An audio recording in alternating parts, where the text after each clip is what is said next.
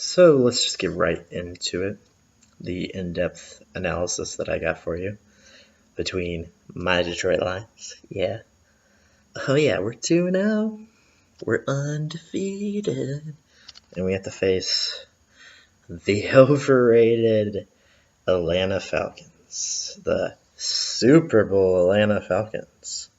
The same Falcons who, when they get to the third and fourth quarter, they devaporate. And that's a huge problem we're going to break down. But let's just break down the analysis, because I've done more research, of just like what week 1 is, week 2 is. So week 1, Atlanta faced Chicago Bears. Let's overanalyze this and get this down to it, okay? Chicago, most terrible O-line in the NFC North. They cannot block worth a shit. And Coheen ran 109 yards on them. And the Bears had a chance to beat the Atlanta Falcons. That was hilarious. And I think that the Bears defense, and it's nothing against the Bears defense, they're a pretty decent unit, but they're not a great unit at all. And they were able to just put enough pressure to beat the Atlanta Falcons.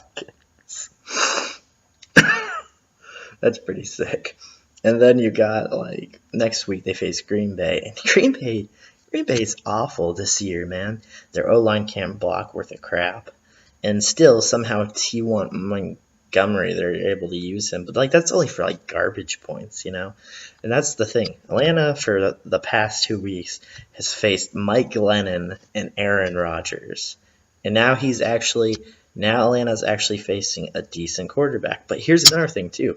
Vic Beasley is gone. Where is Vic Beasley? Oh, yeah, that's right. He's hurt. Same with Jared Davis. So it's equal win-win-win. None of your crap of you complaining, Falcons fans, because that's all you like to do is find something to complain about. Nah, you getting slayed, fools. And then another thing is this.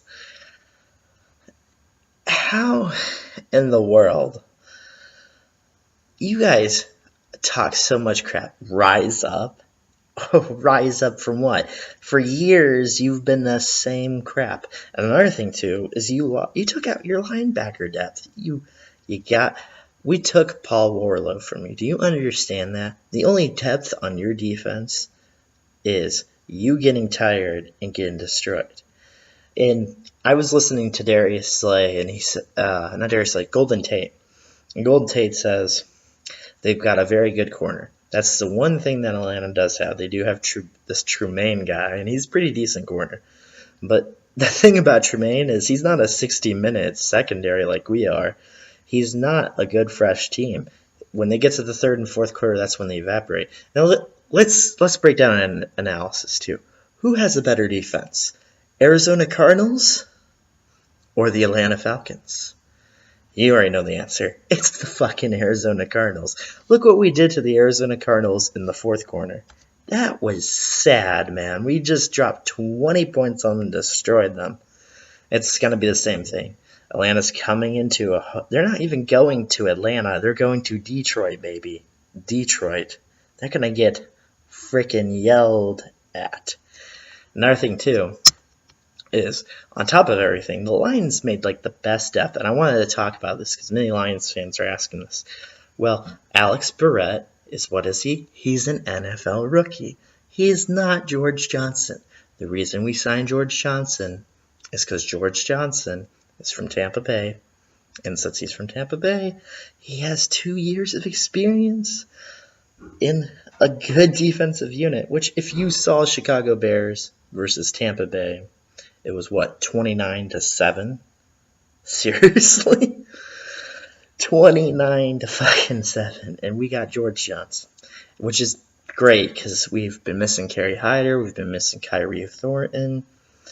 Bobby Quinn just makes great move after great move.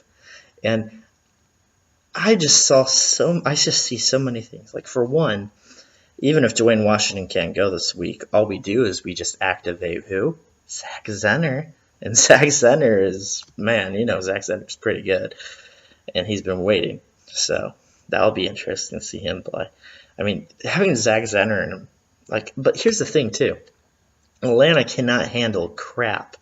They can't handle Montgomery. He's a crappy running back. Montgomery is just a wide receiver who has his one edge turn, but they got to face a better O-line. They're going to have to face Theo Riddick and Ameer Abdullah, the best combo set running back. And then here's the thing. The only thing that the Lions have to worry about this whole entire game, it's not even Matt Ryan, because Matt Ryan's just silly. They have to worry about Devontae Freeman. If they get Devontae Freeman stuffed, they're good. Which they can easily do that, because why? They stopped the New York Giants. They stopped Eli from, trying to get his run game going. We stuffed that run. Every week we get better, man. And the fact that we got George Johnson, man, Matt Ryan, you're going to get fucked. You're going to get fucked really hard. Ziggy, man, though. Just bravo for Ziggy. 3 sacks. And then you got George Johnson, which you got to realize that just leaves Robinson open. That leaves everybody. Cornelius Washington. Everybody to bring the blitz. And that's the thing, too, is Cornelius Washington, former Bear, very good defensive Chicago Bear. And Chicago Bears' weak-ass defense was able to get to Atlanta. But now they're facing what the Bears are missing, which is Cornelius Washington. And he's coming after you, Matt Ryan. It's going to be a slaughter, man. I predict, because it's just I can even give you a final score. It's going to be 42-13 because they've not handled a good quarterback. Matthew Stafford's a good quarterback. He's too good, especially in the fourth quarter. But the funny thing, last week, did you see that? The Lions didn't even need to go in there. And props to my man, Jamal Agnew. Very good rookie. Special teams player of the week because he beat the top defense. He beat the top defense in special teams units, and that's the Giants. The Giants have the greatest special teams. But Jamal Agnew is nah, I'm running over you. And that's the thing you got to realize. The Giants have one of their great statistics is they have a very good special teams, and the Lions were able to expose that and have a rookie, Jamal Agnew, be passionate enough to run down there. The Lions will just tire them out. It's just that simple.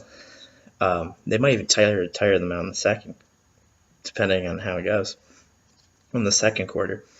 And that's the fact is Matt Ryan has to deal with pressure, which he's not dealt with. Matthew Stafford, though, has an amazing pass protection. And one of the things that the Atlanta Falcons struggle with is good pass protection. So as soon as Darren Fells gets used to this game, and you already saw what Eric Ebron's getting better every week. It's just the same with Ziggy. As soon as they get healthy, they become what you fucking expect them to become. And oh my gosh, they're Julio Jones could be a deep threat. And I'm oh yeah, we're so worried about Julio Jones. Even though we just destroyed OBJ, destroyed Brandon Marshall, we're going to slay you. Slay.